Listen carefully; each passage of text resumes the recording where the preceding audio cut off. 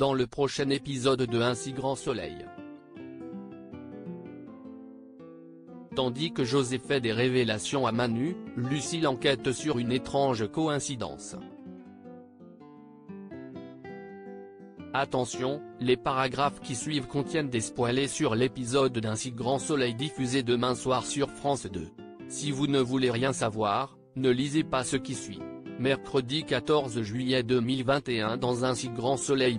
José fait des révélations à Manu. Prévenu par sa fille, Laetitia tente de convaincre Manu de ne pas parler à sa hiérarchie de sa relation avec Elsa.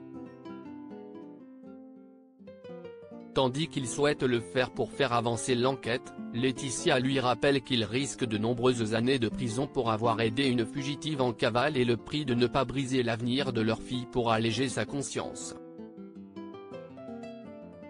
De son côté, Baudry retrouve Wilson qui avoue avoir tué Elsa.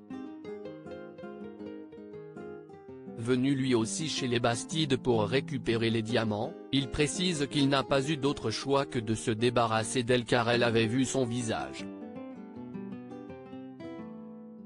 Comme Baudry craint que la police remonte jusqu'à eux, son complice affirme qu'il n'a laissé aucune trace sur les lieux du crime.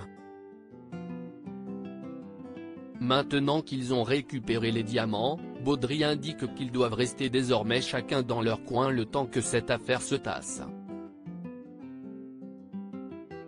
Pendant ce temps, Guillaume interroge Julien. S'il maintient sa version des faits, le fils Bastide commence cependant à avoir des doutes sur ses souvenirs. Guillaume lui conseille alors de ne plus parler à la police afin d'éviter les soupçons. Pour sa part, Johanna confirme à Alex que Julien s'est montré violent avec elle à plusieurs reprises mais se dit certaine qu'il n'a jamais voulu tuer Elsa. À plusieurs kilomètres de là, Manu révèle à Virgile qu'Elsa avait placé un mouchard sur son téléphone portable.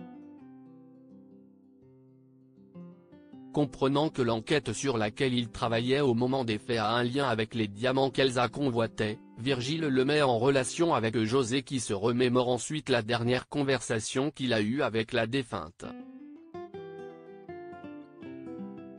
Selon lui, Elsa était sûre de son coup et se voyait déjà au bout du monde dans une maison au bord de l'océan avec des enfants courant partout.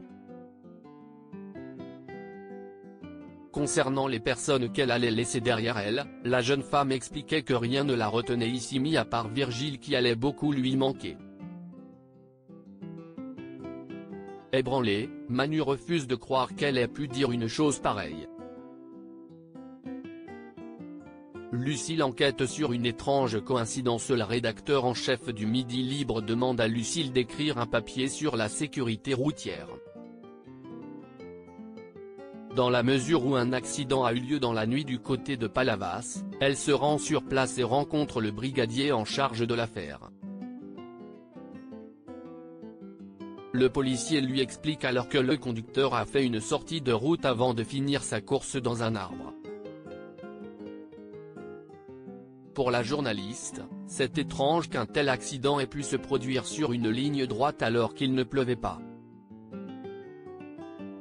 Lorsque le brigadier précise que le conducteur s'appelait Sébastien Latour, elle contacte immédiatement Hakim qui lui confirme que la victime était l'un des témoins de l'affaire Lila Marquand.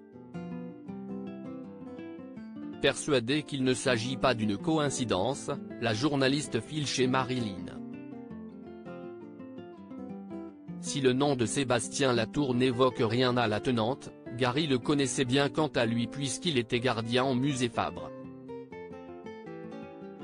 Peu après, Lucille discute avec Paco qui lui raconte que Sébastien s'était coupé du monde depuis la mort de Lila Marquand. De retour au Midi Libre, Lucille écrit son article et émet l'hypothèse selon laquelle la victime aurait pu vouloir se suicider.